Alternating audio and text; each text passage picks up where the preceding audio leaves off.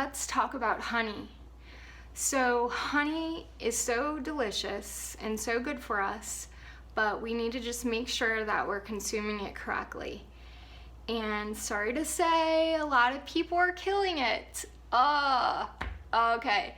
So don't heat your honey above 120 degrees. That may be new information for some of you. That's fine. Just start going forward. Don't heat your honey. It's fine. So if you have been heating your raw honey, you have been killing off all the benefits of the enzymes and phytonutrients that are beneficial in raw honey. Which brings us to what's the difference between raw and pasteurized. That's it. You're basically raw, you have all those benefits.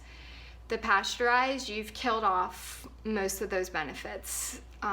The other differentiating thing is organic. What's the difference between organic raw and regular raw honey?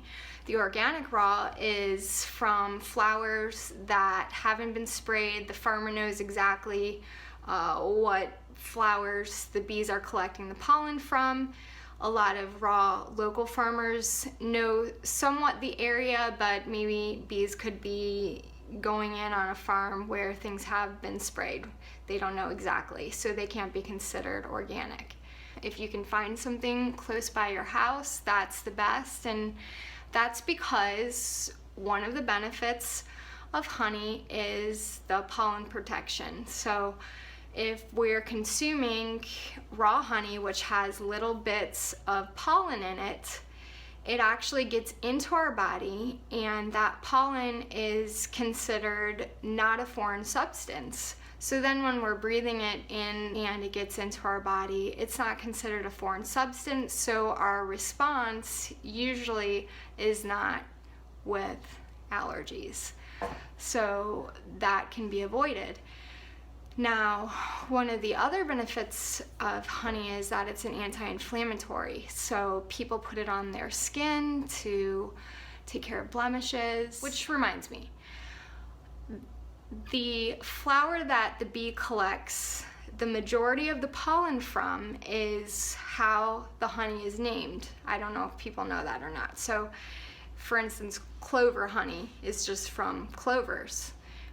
One of my favorites is buckwheat, so the bee collects buckwheat pollen, and that's buckwheat honey. There's actually a flower called the manuka flower, which has pollen that's collected by bees, is 4 times more potent than regular raw honey, which is crazy. It's even been known to kill MRSA. Crazy. Antibiotic resistant MRSA, yes. A lot of people actually consume it if they have sore throats. People that have ulcers have found benefits. So this is my jar of local raw honey. It looks crazy. It is a little bit crazy in that it is starting to crystallize, but that's probably because one of my kids dropped a crumb in it. If you leave the lid open too long and air is exposed to it, but it's fine. It's totally fine. I guess honey has been collected from like ancient tombs and people will still eat it because it's still good. I mean, it's crazy. Anyway, this honey is still good, and this is my tea honey, and I use that. And then this is the one that we'll use for just putting on like granola or cereal or whatever.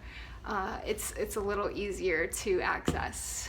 So another super important thing is not to give your babies honey. So 1 year old and younger should not be consuming honey. It does carry something that can cause botulism, so we're going to not give our babies honey. The other thing is, how much do we consume? So I think a serving size should be 1 to 2 teaspoons. That's totally acceptable. Some people that are using this manuka flower and manuka honey, if you're using it for medicinal reasons, for sore throats and things like that, you may want to take 2 teaspoons in the morning and then like 2 teaspoons at night. That would be fine. I wouldn't exceed anything more than that though. So anyway, so what did we learn? the benefits of honey: eat it, don't heat it, don't give it to your babies, and enjoy what God has given us on this good earth.